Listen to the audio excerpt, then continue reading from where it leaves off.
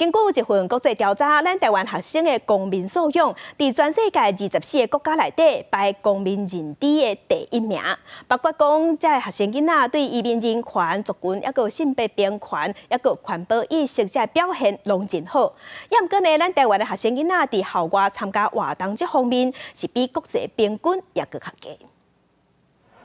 除了课本内面的知识以外，台湾的学生伫咧公民素养的表现如何？根据2022年国际公民教育加素养调查研究显示，伫全球24个参加调查的国家内面，台湾8年级学生伫咧公民认知测验的整体平均分数是583分，排第1，国际平均大是508分。相较于欧洲国家的民主发展，我们台湾的民主发展其实是比较短时间的，就是说以时间来比较的话。 但是我们的学生在这里的表现完全不输欧洲民主国家的学生，包括伫咧移民的人权、族群加性别平权、环保意识等方面，台湾的学生表现拢正赞摕第1，也对政府组织信任度悬。学者认为，这个疫情期间，学校维持线顶教学，也个180课纲强调探讨研究加实作教学有关系。 整个课程的这个结构跟国际议题关注的这些趋势是非常接近的。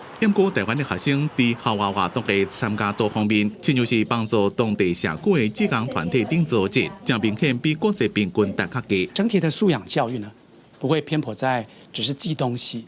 或是背诵一些需要知道的。那希望这一些都能够在他的生命中变成。